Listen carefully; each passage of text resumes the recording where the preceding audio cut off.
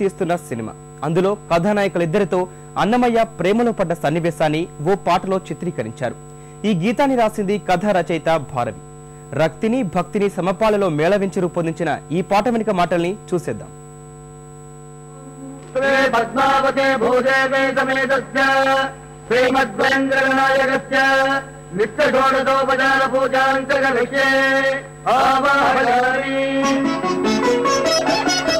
పదహారు కళలకు ప్రాణాలైన నా కళవ ప్రణయ దేవతలకు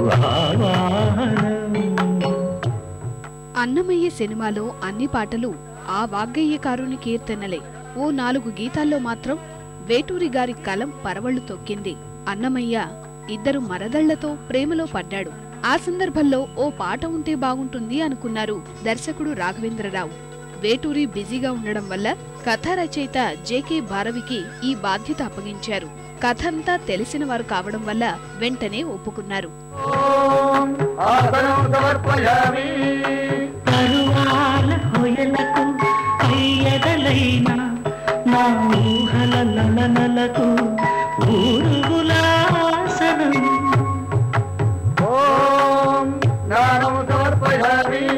చిక్కడి చిరు చెమటల చింగులు చిలికే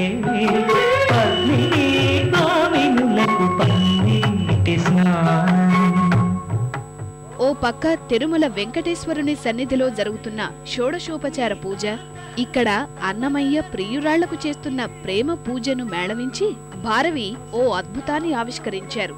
20 నిమిషాల్లో పాట రాసి రాఘవేంద్రరావుకు చూపించగా ఆయనకు బాగా నచ్చేసింది. వెంటనే కీరవాణి మంచి ట్యూన్ అందించారు. ఆ వెంటనే మను పాడేయడము జరిగిపోయింది. ఈ పాటను దర్శకేంద్రుడు 2 గంటల్లో తెరకెక్కించారట.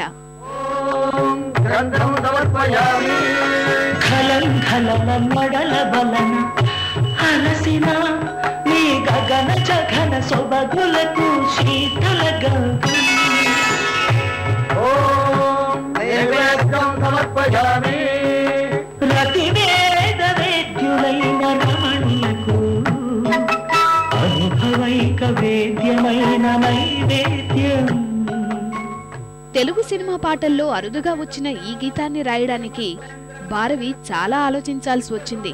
ఎందుకంటే భక్తిని రక్తిని మేళవిస్తే విమర్శలు రాక తప్పవు. అప్పుడే అన్నమయ్య ముందు కాలానికి చెందిన ధనుర్దాసు జీవితం గుర్తొచ్చింది. ఆయన సైతం ఇలానే తన ప్రియురాలికి అన్ని ఉపచారాలు చేసేవారట.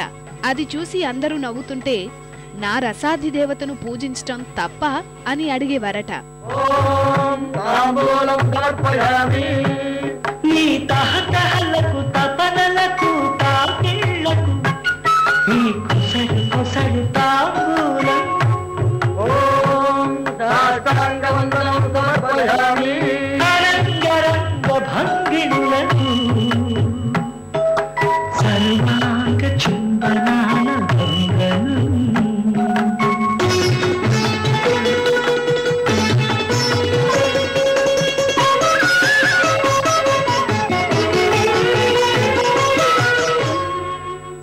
ధనుర్దాసు విషయాన్ని గమనించిన రామానుజాచార్యులు శ్రీరంగనాథుని నేత్రాలు చూపించి అతడి దారిని మళ్లించి భక్తి మార్గం వైపు నడిపారట. ఆ ప్రేరణతో రాసిన సన్నివేశం కూడా అన్నమయ్య సినిమాలో ఉంది. అదే విధంగా పాట కూడా రూపుదిద్దుకుంది. ఎక్కువ భాగం శృంగార సంకీర్తనలే రాసిన అన్నమయ్య కథలో భక్తి రక్తి సమపాళ్లలో ఉన్న ఈ పాట సందర్భోచితమనకుండా ఉండగలమా? 16 కళలకు ప్రాణాలైన నా కళవ ప్రణయ దేవతలకు పరువాల హొయలకు అయ్యదలైన నా ఊహల లలనలకు